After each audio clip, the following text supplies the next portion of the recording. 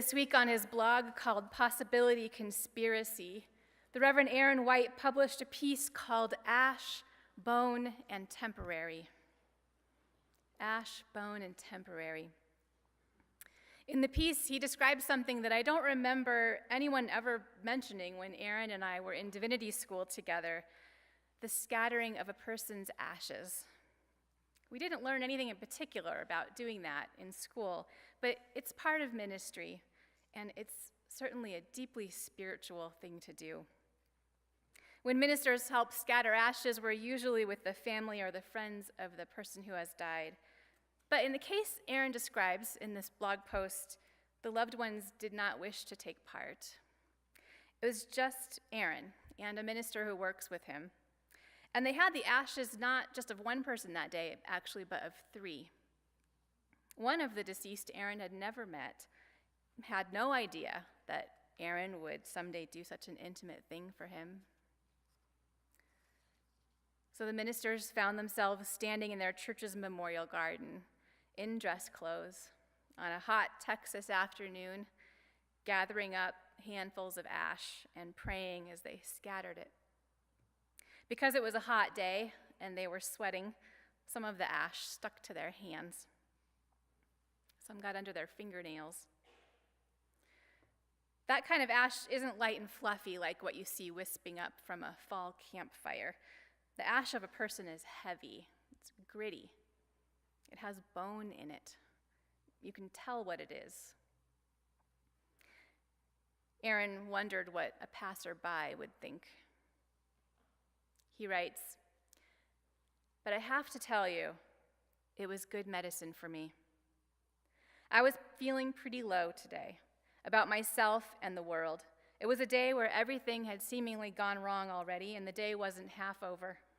I had gotten in my own way and other people's at work. My kids woke up at an unimaginable hour, and so did I, with what seemed like nonstop whining from all of us. I felt unproductive in important tasks, and I was just in a bad mood overall, feeling low. Placing that ash into the earth, their ash, did me good. It was, as it usually is, a shot of instant perspective. So little matters.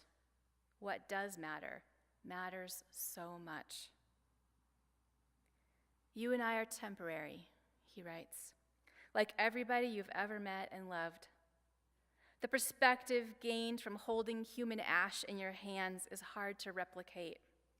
The symbolism that comes with letting physical evidence of your finitude slip through your fingers and stick to you all at the same time is hard to miss." I thought of Aaron's words as I prepared for today's meditation on those who've died, as I thought about all the photos that would be hung along the walls in the sanctuary, photos of family members and loved ones. It is a shot of instant perspective, the real presence of death in our lives, a vaccine against meaninglessness, if we let it be. That shot of perspective when we need it and we allow ourselves to receive it and we don't turn away in distraction, that shot of perspective reveals our lives to us. So little matters. What does matter matters so much. A shot of instant perspective nudges us to ask some hard questions. If we look at our lives, what does it look like matters to us? What kind of person does it look like we're trying to be? What are we making of ourselves? Not in the outward signs of success kind of way, but what are we making of ourselves as human beings? Are we still in formation? And toward what goal? Or are we stagnating? And if so, where? And when we are dead and gone, what continuing impact, what kind of formative influence will echo in the lives of those who've known us? Whether we have the courage and we take the time to reflect on these questions, or whether we just give ourselves over to distractions, this will make all the difference in our formation in life. Do we live as though we're steering our own lives, or as though our lives are on autopilot, or worse, on a crash course that we feel we can't change? Are we steering our own lives? Now, some things are definitely out of our control. For one thing, we're born into whatever we're born into, right? It just is what it is. The philosopher Martin Heidegger called this thrownness, like you're just thrown into something, and there you are. We're thrown into a certain context: family, culture, geography, socioeconomic status, opportunity, or the lack of much opportunity. Some people believe our souls are attracted to a particular birth because of our karma or some lesson we need to learn. I always worry about the impact of these kinds of theological statements. They can sound self-righteous when they come from somebody with a privileged life. My worry is that the speaker will fail to examine their own role in systems of oppression. How is that connected with their karma? But even if it is true in some way, and it may be, we don't retain any awareness of it. Our experience from birth is an experience of thrownness, as though we've been just tossed in. We come into the world into a context and with a complete set of DNA. So we've got some hard wiring when we get here. We will be drawn towards some things, maybe music, maybe mechanics. We'll be repulsed by others just because of the way we're made.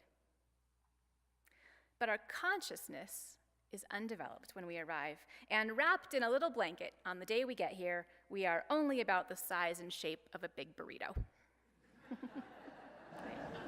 A lot of formation is still going to happen. Let's pause here for a moment with this image because it's something that all human beings have in common. All across this country, just as all over the world, babies born, surrounded by formative influences beyond their control, responding according to their hard wiring and according to their best knowledge as they learn, and according to some measure of free will that's impossible to disentangle from the rest of what we are. At what point do some of those babies become our enemies, and we theirs?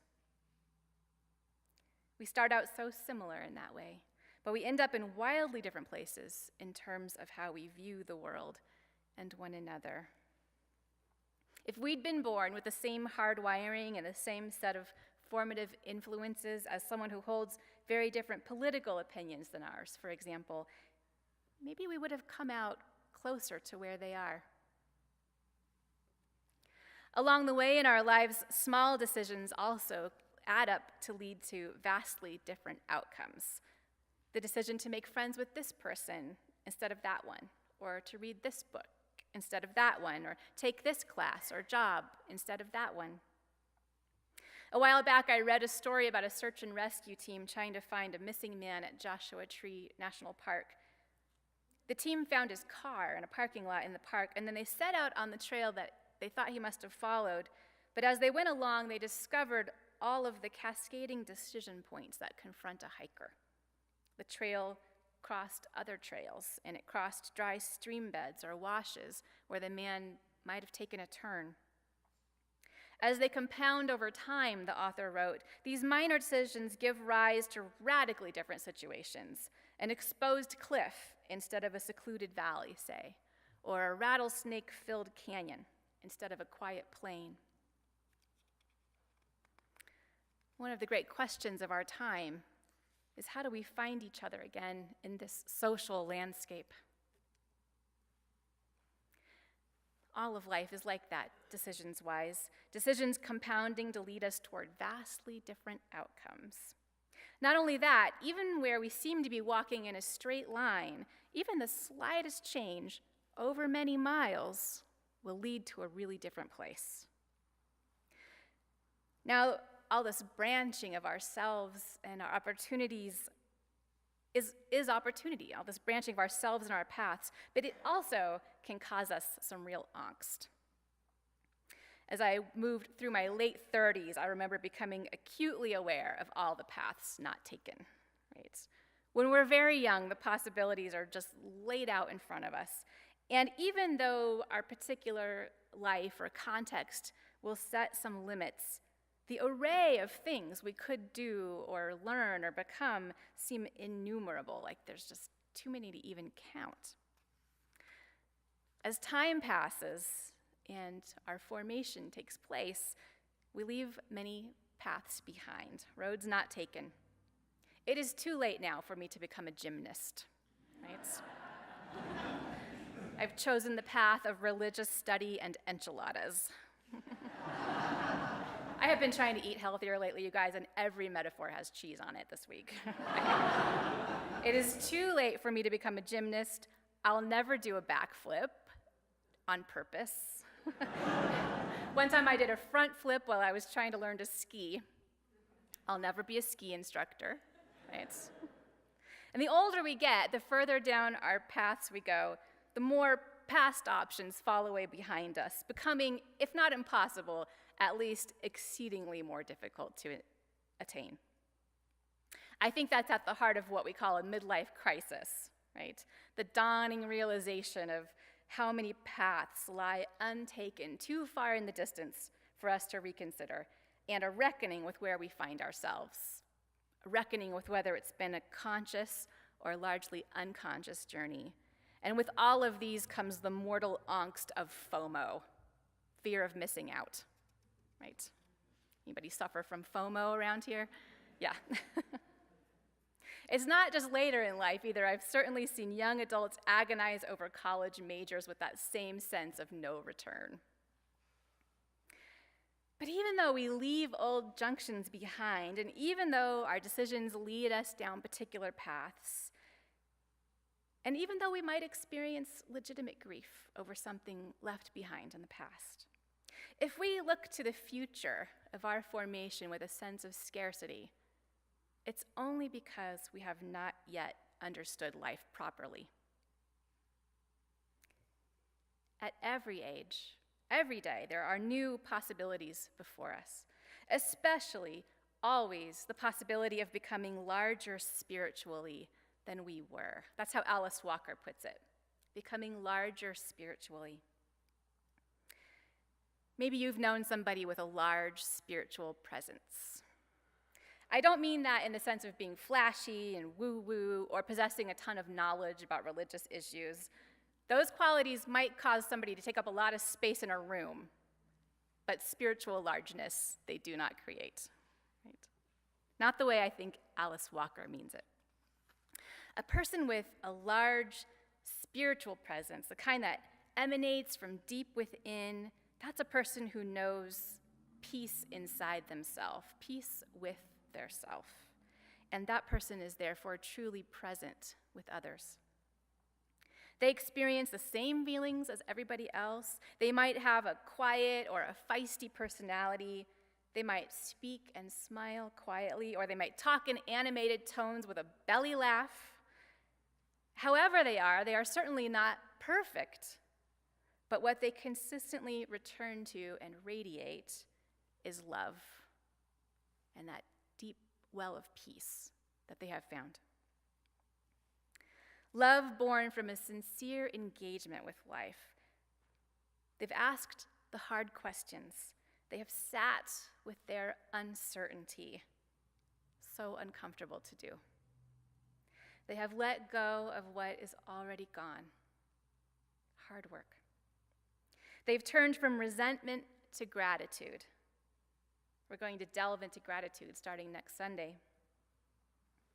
In this morning's reading, Stanley Kunitz writes, "In my darkest night, when the moon was covered and I roamed through wreckage, a nimbus-clouded voice directed me, live in the layers, not on the litter." In other words, go deep. Don't skim along the surface. Let the heavy ashes in your hands inform your questions.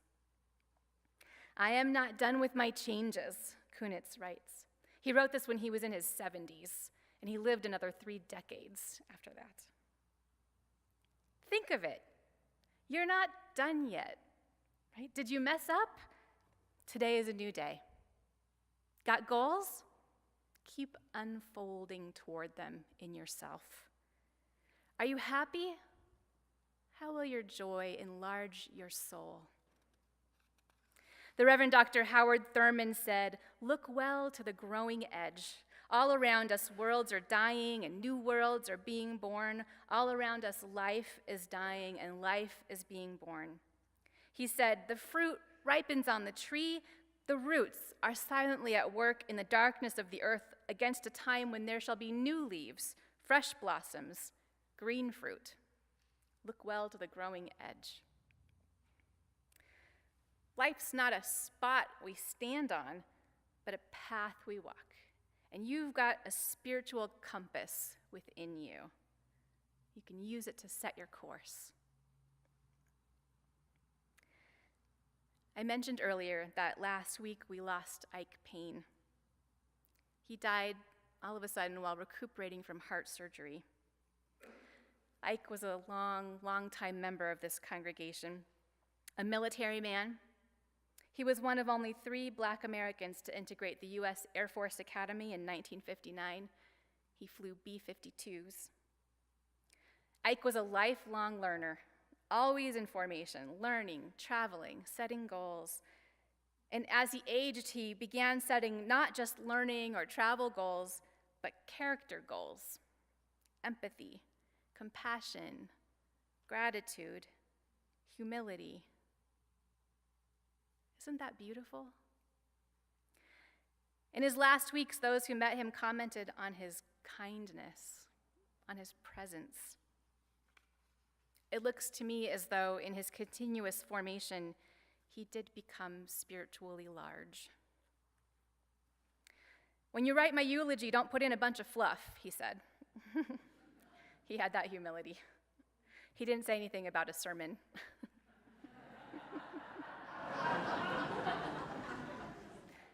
I hope he wouldn't mind that I have shared these few details, many of which are in his obituary.